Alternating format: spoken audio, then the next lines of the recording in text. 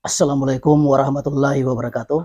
Pelutus yang berbahagia, berjumpa kembali kita di channel THM, Tanas Hasdin Mundika. Kali ini kita masih mengurai tentang perkembangan partai-partai Indonesia. Partai Umat yang kali ini terus berkembang dari hasil-hasil survei dan yang ada, kemudian suara-suara netizen yang semakin mendukung keberadaan Partai Umat sebagai wadah perjuangan umat Islam.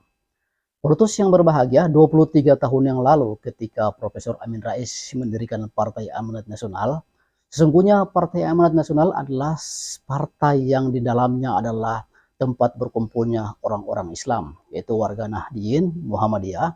Cuma karena memang selama puluhan tahun kita dididik untuk menjadi orang-orang yang fobia Islam, orang-orang yang agak tekan, agak takut ketika membawa agamanya, ketika membawa kitab suci. Jadi umat Islam dididik selama puluhan tahun sebagai orang-orang yang fobia Islam, yang sampai hari ini masih terdapat sisanya. Bahkan umat Islam sendiri sangat ragu, sangat malu-malu ketika mengatakan bahwa dia orang Islam, sangat malu ketika membawa kitab sucinya, membawakan tampilan-tampilan Islam, ditambah lagi dengan umpatan-umpatan dan kritikan-kritikan dari berbagai netizen dengan istilah-istilah kadrun, kadar gurun dan sebagainya. Istilah kadrun pun telah berkembang yang sesungguhnya hanya diamanatkan pada orang-orang yang punya keturunan misalnya Hadratul Maut, Yaman seperti Anies Baswedan. Ternyata hari ini ketika kita bicara Islam, ketika ingin kita tampil dengan identitas yang ada, maka kita pun disebut kadrun. Itu yang terjadi. Jadi sesungguhnya Partai Amanat Nasional juga sesungguhnya adalah kumpulan dari para aktivis-aktivis Islam, Muhammadiyah, kemudian mungkin dari IMM, HMI dan sebagainya, namun dibungkus dalam selimut nasionalisme. Itu yang terjadi. Nah, ketika 20 tahun yang berjalan saat ini, Profesor Amin Rais telah berani menunjukkan identitasnya dan sehingga membuat sebuah partai yang langsung berasaskan Islam.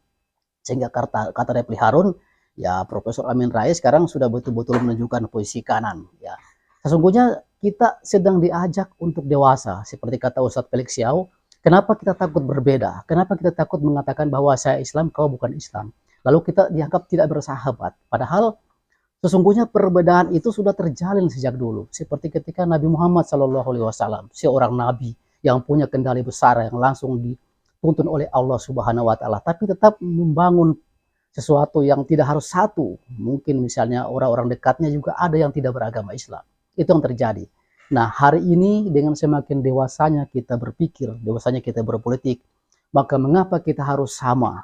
Kenapa kita takut tampil dalam perbedaan-perbedaan, namun kita bisa menyatu dalam hal-hal yang lain. Itu yang sesungguhnya.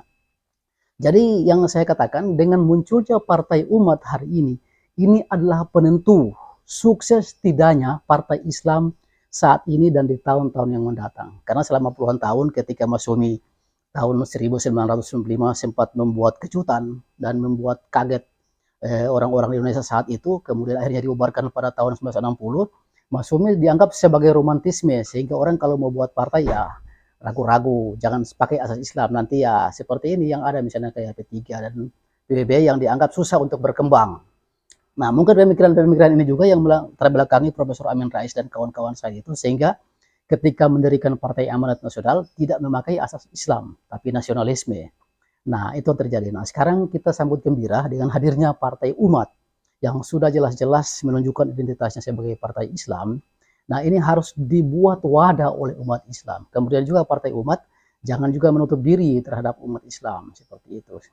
Seperti kata netizen, bagaimana coba kalau kita melobi misalnya Habib Rizik untuk bergabung, walaupun mungkin agak berat beliau bergabung karena dianggap nanti jadi partisan. Tapi paling tidak para tokoh-tokoh besar, para tokoh ulama-ulama itu harus menjadi pendukung Partai Umat. Apakah mereka diposisikan sebagai penasihat, majelis syuro dan lain-lain, tapi harus ada keberpihakan yang jelas terhadap umat. Karena ini Partai Umat di tahun 2024, 14 Februari yang akan datang, adalah penentu. Ketika Partai Umat berhasil lolos PT, bahkan lebih besar lagi, ini orang akan, oh ternyata menggunakan asas Islam pun bisa di negeri yang mayoritas ini. Tidak seperti anggapan selama ini, kalau menggunakan Partai Islam ya pasti akan ya mati segan hidup tak mau.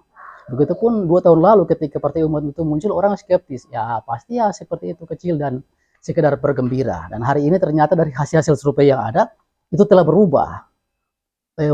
Pemikiran-pemikiran orang, kemudian kesadaran-kesadaran melihat, oh ternyata Partai Umat bisa berkembang. Dan ini sudah menjadi pembicaraan di mana-mana. Nah, Jadi tinggal bagaimana dikemas, tinggal bagaimana diramu para pengurus, para tokoh-tokoh umat, bagaimana menampilkan bahwa Islam itu dengan kehidupan ini menyatu. Politik tidak bisa dibedakan dengan kehidupan. Kata Ustadz Abdul Somad bahwa segenggam kekuasaan lebih berarti daripada setumpuk harta benda. Nah, ternyata waktu itu walaupun dia mengatakan begitu, tidak mau mengambil posisi wapres yang ditawarkan oleh Prabowo pada tahun 2019 yang lalu. Nah, ini sekarang saatnya tampilnya Partai Umat, bahwa yang namanya kekuasaan itu bukan sekedar kekuasaan ANSI, tapi di sana ada kebijakan. Kebijakan yang menentukan misalnya berapa naik tingginya harga-harga. Kebijakan yang menentukan misalnya bagaimana kualitas pendidikan di Indonesia. Kebijakan yang menentukan bagaimana perekonomian Indonesia ini disusun, itu yang terjadi. Nah, di sini kita mendapatkan sebuah wadah dari mungkin partai-partai yang sudah ada tadi, Partai Umat, untuk bagaimana membangun sebuah kebijakan baru. Dan ini bisa terjadi ketika Partai Umat bisa lolos di Senayan 4% dan bahkan lebih besar lagi, sehingga bisa jadi penentu dan bisa umat Islam bisa menjadi pembuat kebijakan, yang juga harus dikatakan bahwa Islam itu rahmatan lil alamin. Ketika Islam besar, ketika Islam menjadi penentu dari republik ini, itu tidak akan mengganggu umat lain dan bahkan diayomi, akan dilindungi, dan itu sudah terjadi di mana-mana. Ketika umat Islam besar berkuasa di negeri manapun, umat-umat lain itu pun aman dan tentram. Nah, beda kalau umat Islam minoritas pasti akan dibantai. Itu fakta-fakta yang tidak bisa kita pungkiri seperti itu.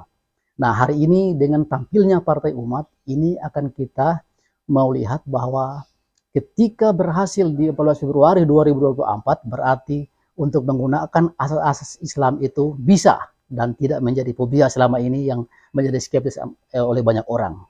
Nah, karena itu umat Islam dimanapun berada, siapapun kita, marilah kita memberikan dukungan kepada wadah baru ini. Mungkin kita beda pilihan, beda apa, tapi ketika setengah saja umat Islam memberikan dukungan, yang saya katakan pada video yang kemarin bahwa Partai Umat adalah masuk majelis 2 ketika diberikan dukungan, maka itu akan kita melihat bahwa kebijakan baru akan muncul di Republik ini yang juga tidak mengganggu umat-umat lain ketika umat Islam bisa memberikan kebijakan-kebijakan. Hari ini kebijakan yang adalah kebijakan partai pemenang, PDIP. Kita tahu kan PDIP berdiri dari fusi beberapa partai ya, yang di luar Islam seperti itu. Sehingga tampilan juga pengurus-pengurusnya seperti Ketua Umum Ibu Megawati ya, walaupun haja ya nggak perlu berjilbab, nggak perlu menutup aurat, nggak apa-apa. Itu kan ya versi dari partainya seperti itu. Walaupun kalau kita lihat Islam yang apa itu melanggar gitu. Begitupun pengurus-pengurus PDIP yang lain seperti Ganjar Pranowo yang doyan nonton video porno dan tidak merasa bersalah seperti itu.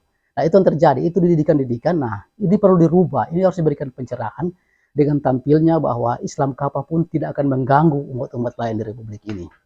Pulutus, mungkin ini yang bisa kita sampaikan.